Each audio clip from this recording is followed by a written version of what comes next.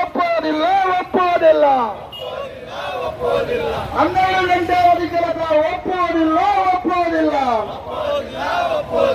ಜಿಂದಾಬಾದ್ AIUTUC ಜಿಂದಾಬಾದ್ labour code ಬೇಡವ ಬೇಡ ಬೇಡವ ಬೇಡ ಪ್ರಜಾತಂತ್ರ ವಿರೋಧಿ ಲೇಬರ್ ಕೋಡ್ಗಳಿಗೆ ಹೇಳಿ ಧಿಕ್ಕಾರ ಧಿಕ್ಕಾರ ಪ್ರಜಾತಂತ್ರ ವಿರೋಧಿ ಲೇಬರ್ ಕೋಡ್ಗಳಿಗೆ ಹೇಳಿ ಧಿಕ್ಕಾರ ಧಿಕ್ಕಾರ ಲೇಬರ್ ಕೋಡ್ ರದ್ದಾಗಲಿ ರದ್ದಾಗಲಿ ರದ್ದಾಗಲಿ ನಾಲ್ಕು ಲೇಬರ್ ಕೋಡ್ ರದ್ದಾಗಲಿ ರದ್ದಾಗಲಿ ರದ್ದಾಗಲಿ 12 ಗಂಟೆ ಕೆಲಸ ಒಪ್ಪುವುದಿಲ್ಲ ಒಪ್ಪುವುದಿಲ್ಲ ಒಪ್ಪುವುದಿಲ್ಲ 12 ಗಂಟೆ ಒಪ್ಪುವುದಿಲ್ಲ ಕಾರ್ಮಿಕರನ್ನು ಗುಲಾಮಗಿರಿಗೆ ತಳ್ಳುವ 4 ಲೇಬರ್ ಕೋಡ್ ರದ್ದಾಗಲಿ ಲೇಬರ್ ಕೋಡ್ ಬೇಡವೇ ಬೇಡ ಬೇಡವೇ ಬೇಡ ಒಪ್ಪುವುದಿಲ್ಲ ಕಾರ್ಮಿಕರ ಐಕ್ಯತೆ ಚಿರಾಯುವಾಗಲಿ ಚಿರಾಯುವಾಗಲಿ ಮುಷ್ಕರದ ಹಕ್ಕನ್ನು ಹತ್ತಿಕ್ಕುವ ಲೇಬರ್ ಕೋಡ್ಗಳು ಬೇಡವೇ ಬೇಡ ಬೇಡವೇ ಬೇಡ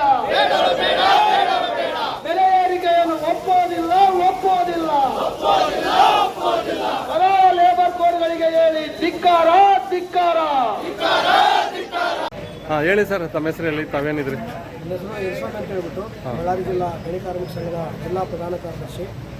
ಇವತ್ತೇನು ಕೇಂದ್ರ ಸರ್ಕಾರ ಬಿಜೆಪಿ ಸರ್ಕಾರ ಏನಿವತ್ತೇನು 4 ಲೇಬರ್ ಕೋಡ್ ತಂದಿದೆ, ಆ ಒಂದು ಕೋಡಲ್ಲಿ ನೇರವಾಗಿ ಕಾರ್ಮಿಕರ ಮೇಲೆ ದಾಳಿ ಮಾಡ್ತಕ್ಕಂಥ ಕಾನೂನುಗಳನ್ನು ಬಹಳಷ್ಟಿದ್ದಾವೆ.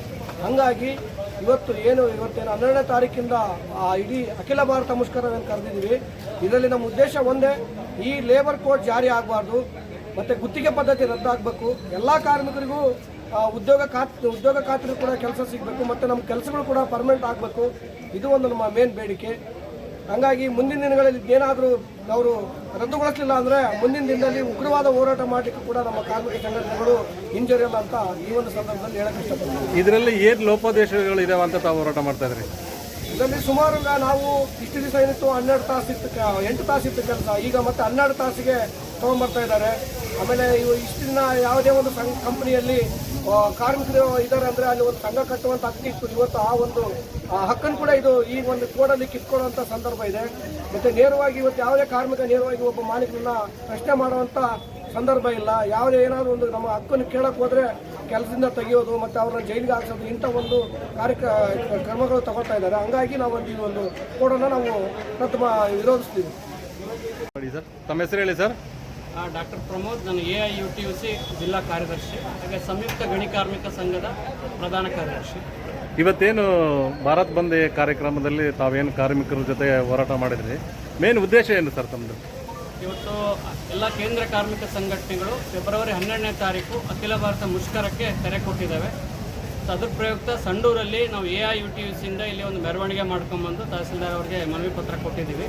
ಇದರ ಮುಖ್ಯ ಉದ್ದೇಶ, ಕೇಂದ್ರ ಬಿಜೆಪಿ ಸರ್ಕಾರ ಇವತ್ತು ಲೇಬರ್ ಕೋಡ್ಗಳನ್ನು ಜಾರಿಗೆ ತಂದಿದ್ದಾರೆ. ಮೊನ್ನೆ ನವೆಂಬರ್ 21ಕ್ಕೆ ಅದು ಇಂಪ್ಲಿಮೆಂಟ್ ಆಗಿದೆ. ಸೊ ಈ ಲೇಬರ್ ಕೋಡ್ಗಳನ್ನ ಯಾರ ಜೊತೆಗೂ ಚರ್ಚೆ ಮಾಡ್ದಂಗೆ, ಕಾರ್ಮಿಕ ಸಂಘಟನೆಗಳ ಜೊತೆಗೆ ಮಾತುಕತೆ ಮಾಡ್ದಂಗೆ ಏಕಪಕ್ಷೀಯವಾಗಿ ಅದನ್ನು ಇಂಪ್ಲಿಮೆಂಟ್ ಮಾಡ್ತಾ ಇದ್ದಾರೆ. ಈ ಲೇಬರ್ ಕೋಡ್ಗಳೇನಿದೆ, ಈ ಲೇಬರ್ ಕೋಡ್ ಮುಷ್ಕರದ ಹಕ್ಕನ್ನು ಕಿತ್ಕೊಳ್ಳುತ್ತೆ. ಹಾಗೆಯೇ ಇಷ್ಟು 16 ವರ್ಷಗಳಿಂದ ಹೋರಾಟ ಮಾಡಿ ಪಡ್ಕೊಂಡಿರುವಂಥ ಹಲವಾರು ಹಕ್ಕುಗಳಿದೆ. ಇವತ್ತು 8 ತಾಸು ದಿನಕ್ಕೆ ದುಡಿಮೆ ಮಾಡಬೇಕನ್ನುವಂಥದ್ದು ಹಕ್ಕಾಗಲಿ, ಹಲವಾರು ಹಕ್ಕುಗಳನ್ನು ಕಿತ್ಕೊಳ್ಳುತ್ತೆ ಈ ಲೇಬರ್ ಕೋಡ್. ಹಾಗಾಗಿ ಲೇಬರ್ ಕೋಡ್ ವಾಪಸ್ ಆಗಬೇಕು ಅನ್ನೋದು ಮುಖ್ಯ ಉದ್ದೇಶ. ಜೊತೆಗೆ ಬೇರೆ ಬೇರೆ ಬೇಡಿಕೆನೂ ಇದೆ. ಇವತ್ತು ಈಗ ತಾವು ಹೇಳಿದ್ರಿ, ತಮ್ಮ ಕಾರ್ಮಿಕ ಘಟಕ ಗಮನಕ್ಕೆ ತರಲಾರ್ದನೆ ಅನುಮೋದನೆ ಮಾಡಿದಾರ ಅಂತ ಹೇಳಿದ್ರಿ. ಸೆಂಟ್ರಲ್ ವಿರೋಧ ಪಕ್ಷ ಇದೆ, ಮತ್ತೆ ಅವ್ರೇನು ಮಾತಾಡ್ಲಿಲ್ವಾ? ಅದೇ ವಿರೋಧ ಪಕ್ಷ ಇದ್ರ ಬಗ್ಗೆ ಸೈಲೆಂಟ್ ಆಗಿದ್ದಾರೆ. 2020ರಲ್ಲಿ ಇದನ್ನ ಪಾರ್ಲಿಮೆಂಟ್ ಅಲ್ಲಿ ಚರ್ಚೆ ಆದಾಗ ಯಾವ ವಿರೋಧ ಪಕ್ಷಗಳು ಇದನ್ನ ಬಗ್ಗೆ ವಿರೋಧ ಮಾಡಲಿಲ್ಲ. ಅಲ್ಲಿಂದ ಇಲ್ಲಿವರೆಗೂ ಕಾರ್ಮಿಕ ಸಂಘಟನೆಗಳು ವಿರೋಧ ಮಾಡಿ 5 ವರ್ಷ ಅದು ಜಾರಿ ಆಗದೆ ಇರೋಂಗೆ ನಾವು ಒತ್ತಡ ಹಾಕಿದ್ವಿ. ಈಗ ಅನಿವಾರ್ಯವಾಗಿ ಕೇಂದ್ರ ಸರ್ಕಾರ ದೊಡ್ಡ ದೊಡ್ಡ ಮಾಲೀಕರ ಪ್ರೆಷರಿಗೆ ಒಳಗಾಗಿ ತರ್ತಾ ಇದ್ದಾರೆ ಇವಾಗ. ಅದಕ್ಕೆ ಇವತ್ತು ಯಾವ ಸರ್ಕಾರಗಳು ಕೂಡ ವಿರೋಧ ಮಾಡ್ತಿಲ್ಲ. ನಾವು ರಾಜ್ಯ ಸರ್ಕಾರ ಏನಿದೆ, ಕರ್ನಾಟಕದ ರಾಜ್ಯ ಸರ್ಕಾರ, ನೀವು ಯಾವುದೇ ಕಾರಣಕ್ಕೂ ಕರ್ನಾಟಕದಲ್ಲಿ ಇದನ್ನ ಜಾರಿಗೆ ತರಬಾರದು ಅಂತ ನಾವು ಆಗ್ರಹಿಸ್ತಾ ಇದ್ದೀವಿ. ಈಗ ವಿಬಿಜಿ ರಾಮ್ಜಿ ಅಂತಂದೇಳಿ ಒಂದು ಕಾರ್ಯಕ್ರಮ ಬಂದಿದೆ, ಅದರಲ್ಲಿ ಮಹಾತ್ಮ ಗಾಂಧೀಜಿ ಹೆಸರು ತೆಗೆದಿದ್ದಾರೆ ಅಂತಂದೇಳಿ ಕಾಂಗ್ರೆಸ್ ಸರ್ಕಾರ ಹೋರಾಟ ಮಾಡ್ತಾ ಇದೆ. ಹಂಗೇನೆ ನಿಮ್ಮ ಹಕ್ಕು ಒತ್ತಾಯಕ್ಕಾಗಿ ಹೋರಾಟ ಮಾಡ್ಬೋದಾಗಿತ್ತಲ್ಲ?